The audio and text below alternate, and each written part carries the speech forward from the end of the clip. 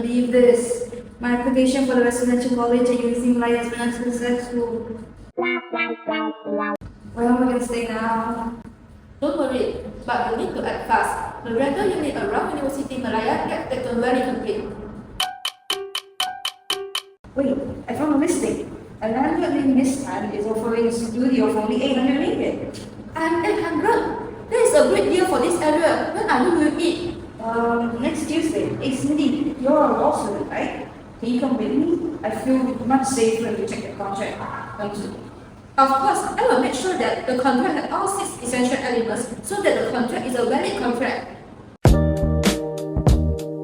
Hi, Miss Tan. I'm Jenny. And this is my friend Cindy. She'll be accompanying me today during the viewing. If everything's okay, I would like to sign the contract by today. Of course, let me give you a quick tour of the unit, and after that we can sit down and go through the tenancy agreement together. Alright.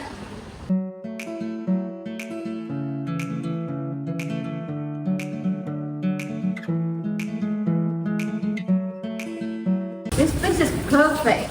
But I was wondering, are there any existing damages or wind repairs to be aware about?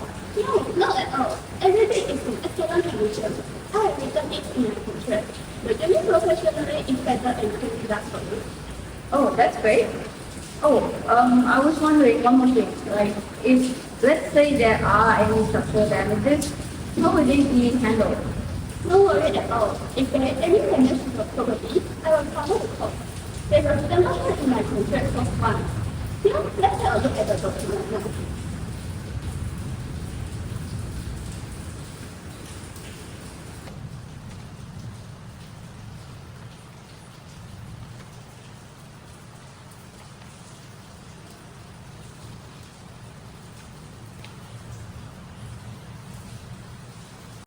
This is a well-grown tenancy contract. I already reviewed this document. This tenancy contract contains all 6 essential elements. Consideration, acceptance, offer, legal capacity, intention to track the legal relationship, and the certainty. This is not just a casual agreement. It is a valid contract under Contract Act. You can sign the contract now. Alright then, since everything is in order, I'll sign the contract now.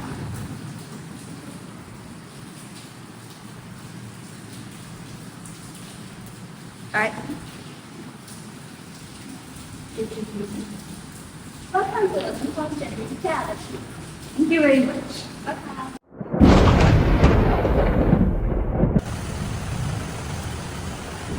Oh, this is leaking. My stuff is being soaked. I need to call Miss Tan quickly. She agreed that it is the first one of our contract agreement that she will repair any damages. Miss Tan, the roof in the pantry is leaking very badly and it's seriously damaging my belongings. Would it be possible for you to send in a maintenance team to repair it as soon as possible? Listen, Jenny, there's your problem now. I am not paying a single cent for any repairs. No, but Miss Tan, we signed a legally binding agreement. You gave your word and it's written in our agreement. I don't care about that piece of paper. I have no intention of paying now. You have 2 choices. Either let your things stay wet or paying for the repair yourself. It's up to you. Don't call me again. Hello? Hello? Miss Tan?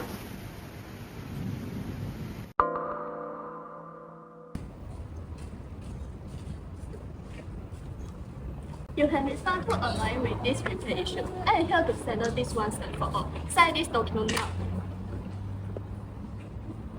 No. Look, you either sign this document right now or I'm gonna throw all your stuff out, I'm gonna lock the door, and I'm gonna tell everyone, all the neighbors that you're being evicted for not paying the rent. So sign it now. No, please don't do that. Please don't test my patience. Sign this right now. Okay. I'll sign.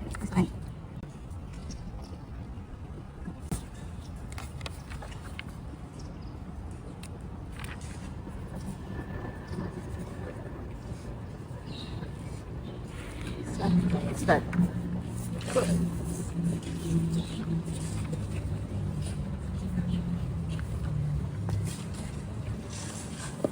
A few moments later. Cindy, could you lend me like 200 ringgit? I've completely run out of money. What? Jenny, it is just beginning of the month. Where did your money go?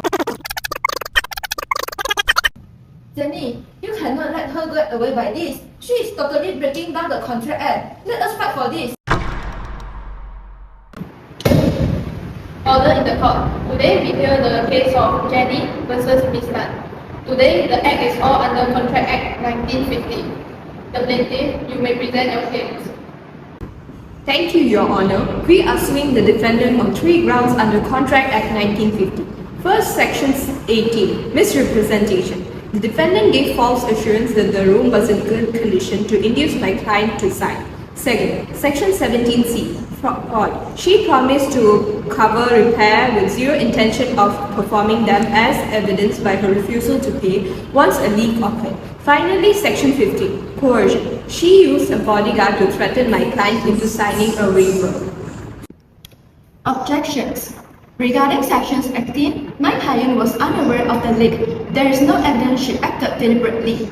As for the fraud and coercion claims, the plaintiff will sign a new waiver acknowledging responsibility of all maintenance. A signed contract is a binding contract. While the plaintiff alleges coercion, Your Honor, there is insufficient evidence showing that her consent was completely vitiated.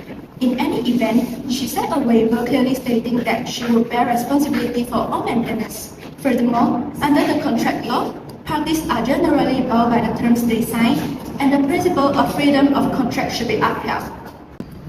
Regarding Section 18, Your Honor, the law is clear. Even if the defendant believed the room was fine, it still constitutes misrepresentation because she made a positive assertion that wasn't true. Even an innocent mistake that leads to a party to enter an agreement counts as misrepresentation under Section 18C. This is exactly like the case of Esso Petroleum versus Maradon, 1976. As for the waiver, it is invalid because it lacks free consent under Section 14. According to Section 15, coercion includes threatening to detain property to force an agreement. My client was threatened with the disposal of her belongings and a lockout. We have evidence from the CCTV.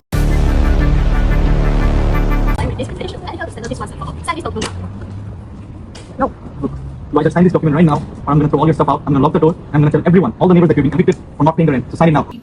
This is exactly like the case of Kisumal versus Bulappa Charity, 1954, where a transfer was made under pressure and thus was held voidable as there was no free will. Furthermore, under Section 17C, the defendant made a promise to repair without any intention of performing it. Our phone records prove she never intended to help, much like the case of MLM schemes. The court proves that the tenancy agreements and the waiver are voidable because there was no free consent.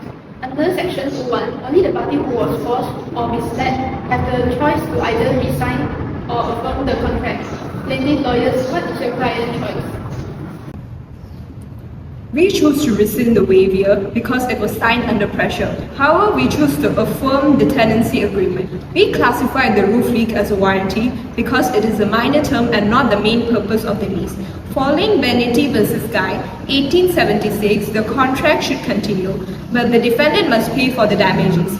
Under Section 74(1), Jenny is entitled to compensation for losses occurring naturally that arose from the breach. She spent 500 ringgit on repairs and losses and 300 ringgit in property damages, totaling of 800 ringgit in ordinary losses. Does the defendant has a response? We accept the rescission of the waiver, but we want to rescind the tenancy agreement. Since the contract is voidable, my client also has the right to cancel it. No, the right to choose belongs to the party whose consent was not free. Since the plaintiff chose to affirm the contract and the breach is a warranty, not a condition, the remedy is damage only. The tenancy agreement still stays in the case. The defendant is ordered to pay 800 ringgit to Jenny as compensation for her loss under Section 74(1). We accept. Case closed. Thank you for watching.